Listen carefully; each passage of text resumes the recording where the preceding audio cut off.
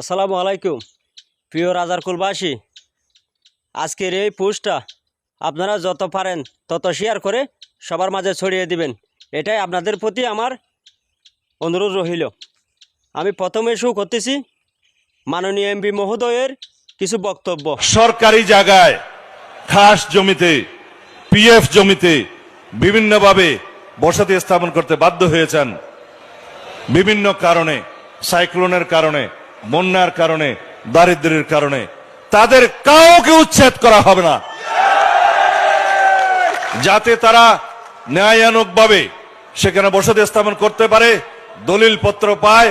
সেজন্য ইনশাআল্লাহ আমরা যদি সরকার পরিচালনার দায়িত্বে যাই তাহলে সেটা পরামর্শ করে সবার সাথে কোথায় কিভাবে কি করতে হবে সেটা আমরা ব্যবস্থা নেব। অসংখ্য অসংখ্য ধন্যবাদ মাননীয় মন্ত্রী মহোদয়।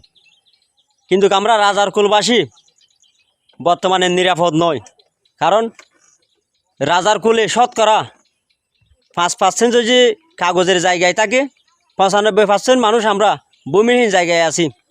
এই তার প্রমাণ একটু করে আপনি দেখেন।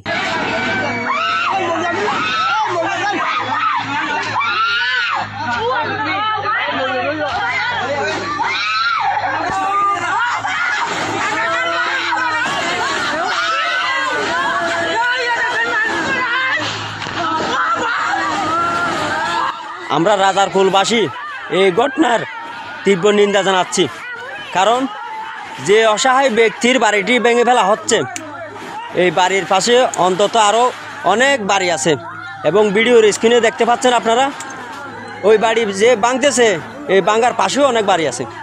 কিন্তু আমাদের একটা বিষয় হলো, এই রাজারকুলের বন বিভাগ বর্তমানে আমরা যতটুকু দেখতেছি, যতটুকু শুনতেছি, টাকা দিলে সব হালাল হয়ে যায়, টাকা দিতে না পারলে বেহালাল। আসলে আইন সবার জন্য সমান, আইন একজনের জন্য না। তো যদি মনে করেন রাজারকুলের একজন টাকাওয়ালা, একজন গরিব, টাকাওয়ালা যিনি আছে উনি 2তলা 3তলা বিল্ডিং করতেছে সরকারি জায়গায়, যিনি অসহায় ব্যক্তি ইনি একটা টিনশিট বিল্ডিং করলে ওনার বাসার জন্য মামলা হয়, টাকা দিলে মামলা হয় না, টাকা না দিলে মামলা হয়, এটা কোনো কথা? আসলে এই ঘটনার প্রতি আমরা তীব্র নিন্দা জানাচ্ছি।